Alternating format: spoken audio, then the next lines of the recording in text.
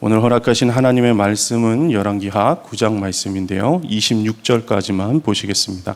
제9장.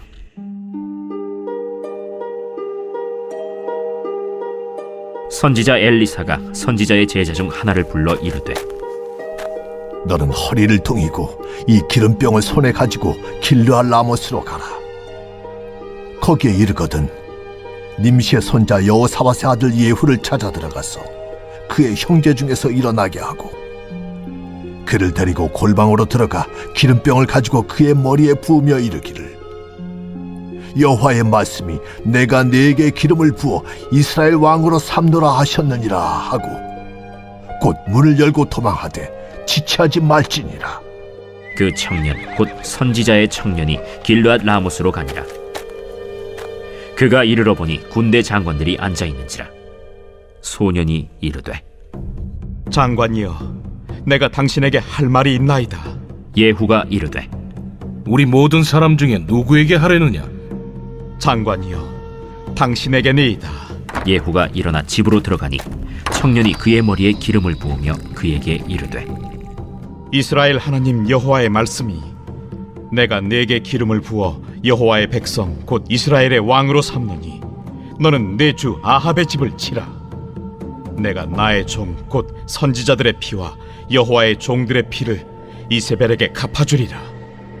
아합의 온 집이 멸망하리니 이스라엘 중에 매인자나 노인자나 아합에게 속한 모든 남자는 내가 다 멸절하되 아합의 집을 느바세 아들 여로보암의 집과 같게 하며 또 아히야의 아들 바사의 집과 같게 할지라. 이스라엘 지방에서 개들이 이세벨을 먹으리니 그를 장사할 사람이 없으리라 하셨느니라. 하고 곧 문을 열고 도망하니라. 예후가 나와서 그의 주인의 신복들에게 이르니 한 사람이 그에게 묻되, 평안하냐? 그 미친 자가 무슨 까닭으로 그대에게 왔더냐? 그대들이 그 사람과 그가 말한 것을 알리라. 당치 아니한 말이라. 청하건대 그대는 우리에게 이르라. 그가 이리이리 내게 말하여 이르기를, 여호와의 말씀이 내가 네게 기름을 부어 이스라엘 왕으로 삼는다 하셨다 하더라. 무리가 각각 자기의 옷을 급히 가져다가 섬돌 위 곧 예후의 밑에 깔고 나팔을 불며 이르되, 예후는 왕이라. 이에 님시의 손자 여호사밧의 아들 예후가 요람을 배반하였으니 곧 요람이 온 이스라엘과 더불어 아람의 왕 하사엘과 맞서서 길르앗 라못을 지키다가 아람의 왕 하사엘과 더불어 싸울 때 아람 사람에게 부상한 것을 치료하려 하여 이스라엘로 돌아왔던 때라. 예후가 이르되, 너희 뜻에 합당하거든 한 사람이라도 이 성에서 도망하여 이스라엘에 알리러 가지 못하게 하라. 예후가 병거를 타고 이스라엘로 가니 요람 왕이 거기에 누워 있었습니다. 유다의 왕 아하시아는 요람을 보러 내려왔더라. 이스라엘 망대에 파수꾼 하나가 서 있더니 예후의 무리가 오는 것을 보고 이르되, 내가 한 무리를 보나이다. 요람이 이르되, 한 사람을 말에 태워 보내어 맞이하여 평안하냐 묻게 하라. 한 사람이 말을 타고 가서 만나 이르되, 왕의 말씀이 평안하냐 하시도이다. 예후가 이르되, 평안이 내게 상관이 있느냐? 내 뒤로 물러나라. 파수꾼이 전하여 이르되, 사자가 그들에게 갔으나 돌아오지 아니하나이다. 다시 한 사람을 말에 태워 보내었더니 그들에게 가서 이르되, 왕의 말씀이 평안하냐 하시도이다. 예후가 이르되, 평안이 내게 상관이 있느냐? 내 뒤를 따르라. 하더라. 파수꾼이 또 전하여 이르되, 그도 그들에게까지 갔으나 돌아오지 아니하고 그 병거 모는 것이 님시의 손자 예후가 모는 것 같이 미치게 모나이다. 요람이 이르되, 메우라. 그의 병거를 메운지라. 이스라엘 왕 요람과 유다 왕 아하시아가 각각 그의 병거를 타고 가서 예후를 맞을세 이스라엘 사람 나봇의 토지에서 만남에 요람이 예후를 보고 이르되, 예후야, 평안하냐? 내 어머니 이세벨의 음행과 술수가 이렇게 많으니 어찌 평안이 있으랴? 요람이 곧 손을 돌이켜 도망하며 아하시아에게 이르되, 아시아여 반역이로다. 예후가 힘을 다하여 활을 당겨 요람의 두 팔 사이를 쏘니 화살이 그의 염통을 꿰뚫고 나오매 그가 병거 가운데에 엎드러진지라. 예후가 그의 장관 빗갈에게 이르되, 그 시체를 가져다가 이스라엘 사람 나봇의 밭에 던지라. 내가 기억하려니와 이전에 너와 내가 함께 타고 그의 아버지 아합을 쫓았을 때에 여호와께서 이같이 그의 일을 예언하셨느니라. 여호와께서 말씀하시기를 내가 어제 나봇의 피와 그의 아들들의 피를 분명히 보았노라. 여호와께서 또 말씀하시기를 이 토지에서 내게 갚으리라 하셨으니 그런즉 여호와의 말씀대로 그의 시체를 가져다가 이 밭에 던질지니라. 아멘. 하나님의 말씀입니다.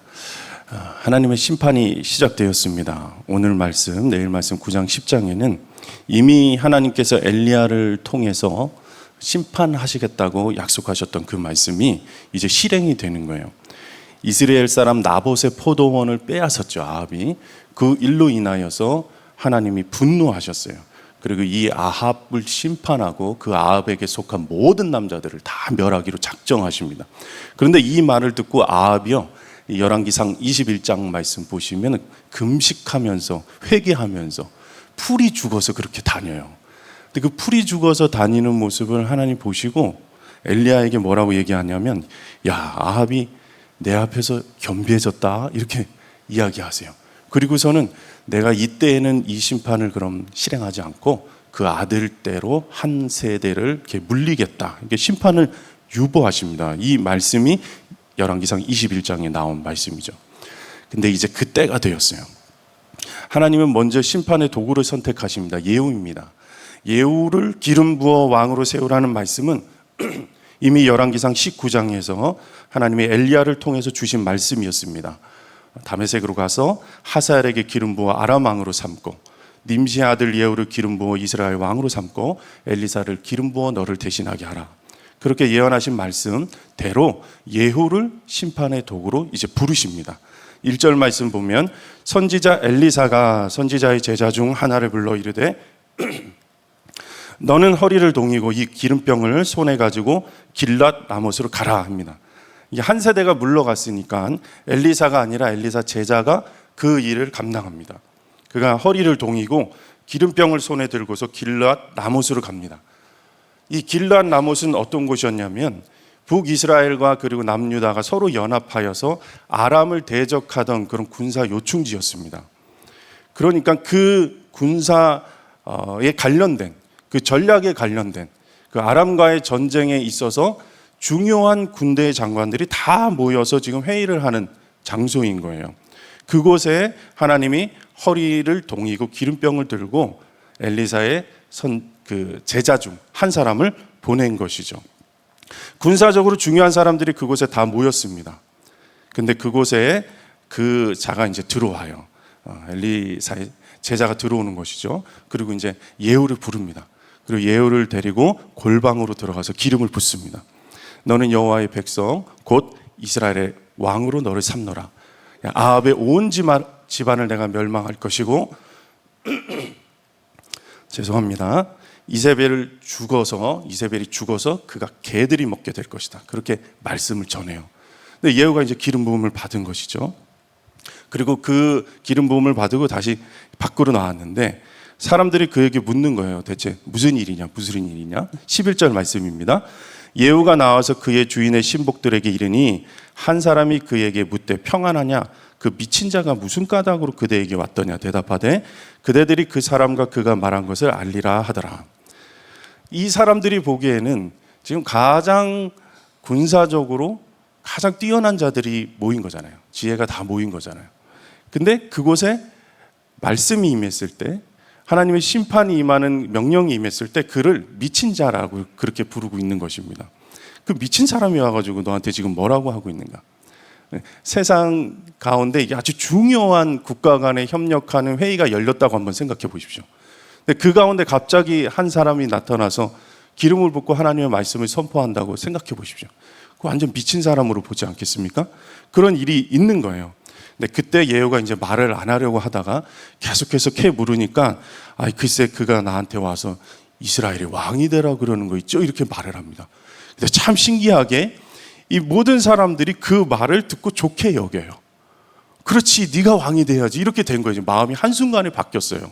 그리고 예후를 왕으로 그 자리에서 추대합니다. 쿠데타가 일어나는 거죠. 세상의 지혜들을 모아서 전략을 연구하고 적을 쳐야 하는 그 자리가 갑자기 하나님의 말씀의 심판을 실행하는 것으로 바뀌게 됩니다. 이 어떻게 이런 일이 일어날 수 있을까? 이 역사를 모든 것을 다 하나님이 주관하시기 때문입니다. 그러니까 전쟁에 있어서 온 이스라엘의 전쟁 전문가들이 모여 있지만 사실은 이 모든 전쟁이 누구에게 속해 있다? 하나님께 속해 있다는 것입니다.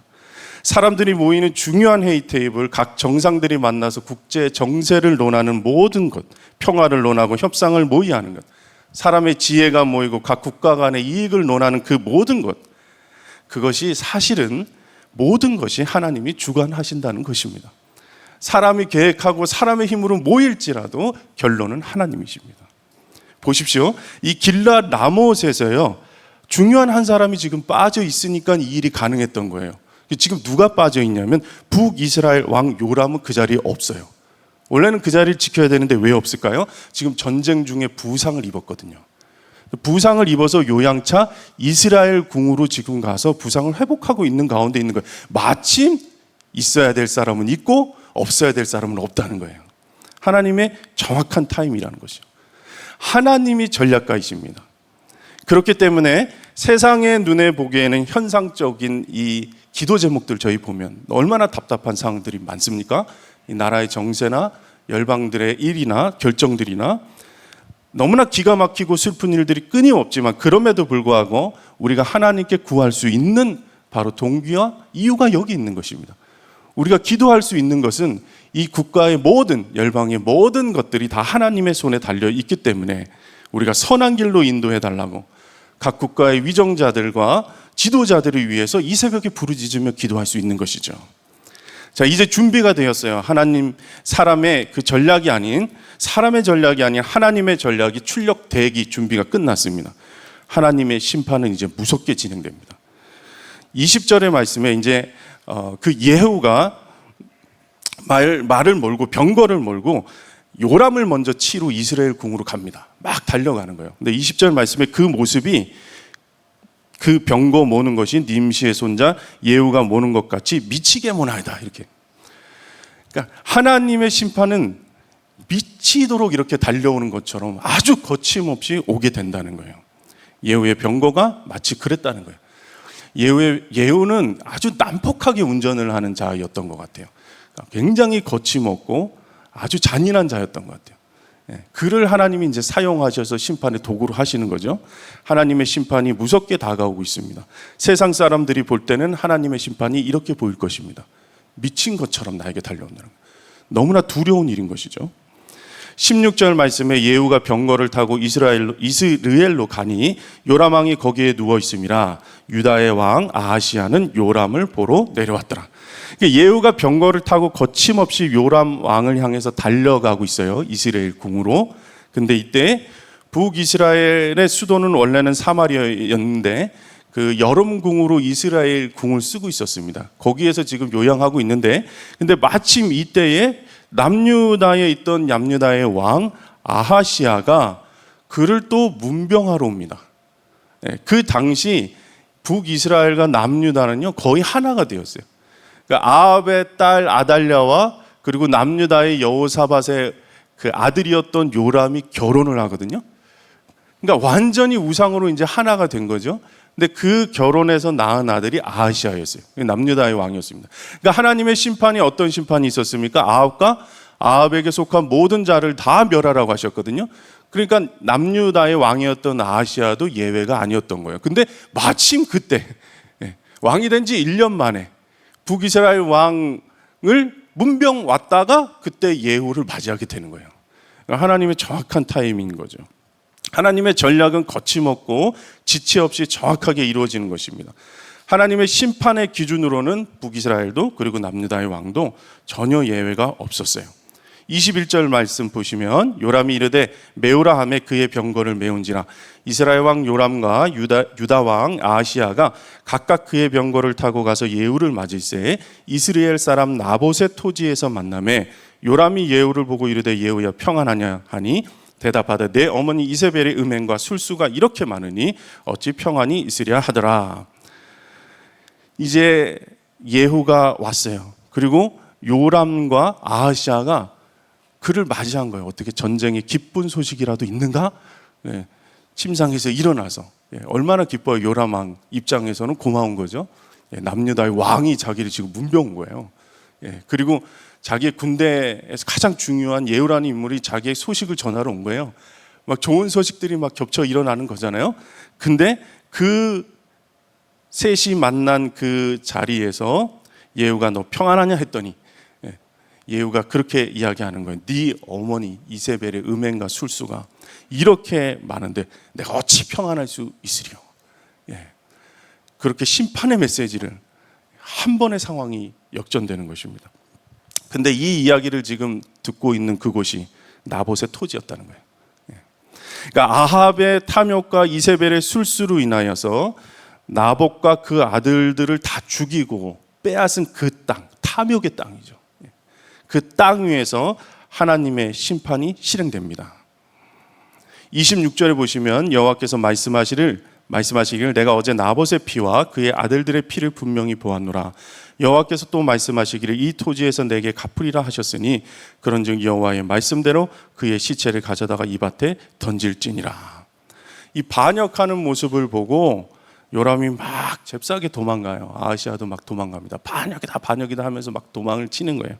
그때 예후가 활을 당겨서 쏩니다. 요람의 염통을 관통해요. 심장을 관통했다라는 이야기입니다.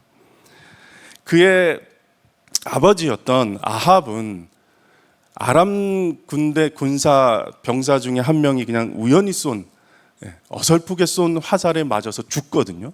그의 아들이었던 요람도 예후의 화살을 쐈는데 거기에 정확하게 심장이 관통되어서 죽습니다. 도망가서 옆에서 도망가던 아하시아는 이게 무슨 죄가 있냐고요? 그 아하시아도 도망가다가 예후가 죽여서 무기또에서 그도 죽게 됩니다. 얼마나 억울해요. 근데 하나님은 정확하게 그들을 심판하시는 거예요. 우리가 지금 심판을 피해간 것이 아니라 사실은 이 하나님의 심판은 아직도 유보된 상태인 것을 우리가 깨닫고 알아야 된다는 것입니다. 지금도 이 하나님의 심판은 진행 중이에요. 그들이 어디에서 이 심판이 있었는가를 한번 잘 보십시오.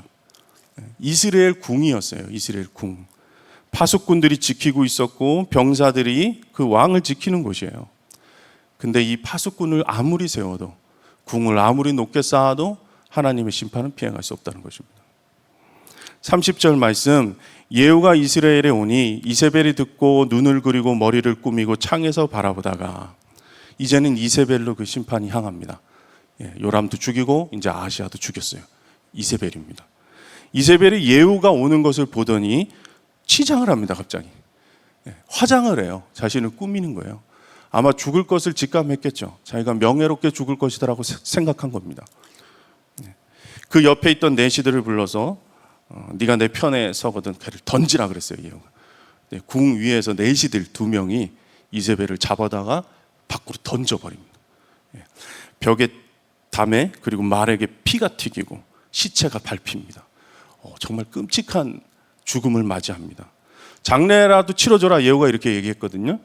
근데 이미 갔더니 시체를 개들이 다 뜯어먹어서 목과 손발만 빼놓고는 다 없는 거예요. 장례도 치르지 못합니다. 이 하나님이 그대로 이렇게 예언하신 말씀 그대로 한치의 오차도 없이 정확한 하나님의 때에 심판이 이루어지는 거예요.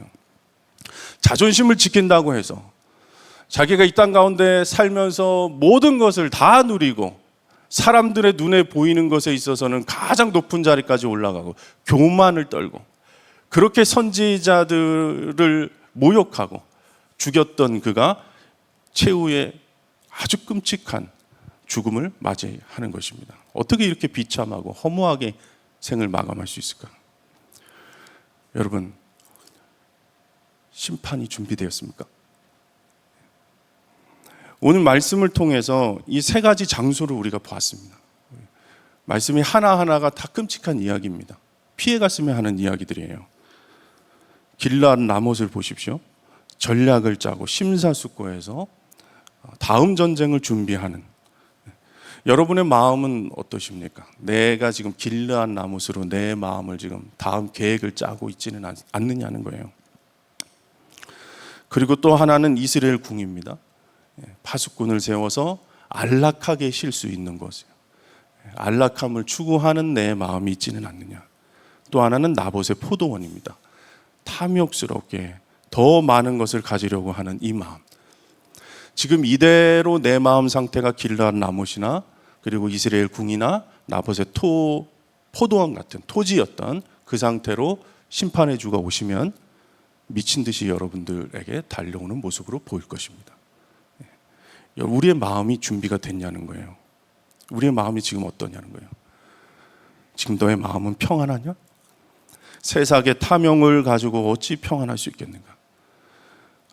여러분 잊지 말아야 하는 것이 베드로후서 3장 9절입니다. 주의 약속은 어떤 이들이 더디다고 생각하는 것 같이 더딘 것이 아니라 오직 주께서는 너희를 대하여 오래 참으사 아무도 멸망하지 아니하고 다 회개하게 이르기를 원하시느니라. 하나님의 심판이 지금 유보되고 있다는 것 아십니까?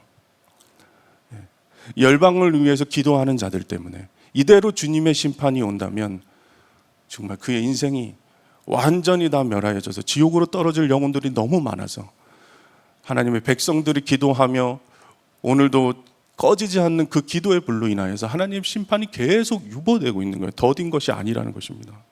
오래 참고 계시다는 거예요. 모든 사람들이 다 멸망하지 않고 회개해서 주님 앞으로 다시 나오기를 그렇게 기다리고 계시다는 것입니다. 오직 이 심판을 멸할 수 있는 것은 겸비하여서 주님 앞에 회개하여 기도하는 길 외에는 없다는 것입니다. 우리의 마음은 지금 평안합니까? 나봇의 포도원은 아닌가요? 이스라엘 궁의 안락을 추구하고 있지는 않습니까?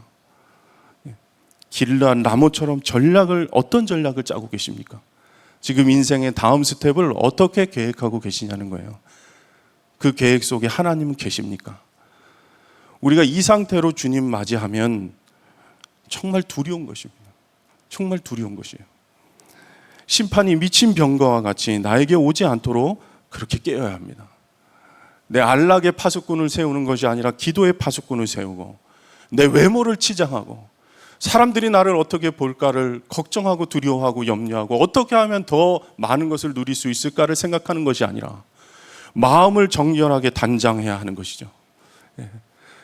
마음과 생각을 꿰뚫는 하나님의 말씀으로 오늘도 주님의 말씀에 순종하는 삶을 살아야 하는 것입니다.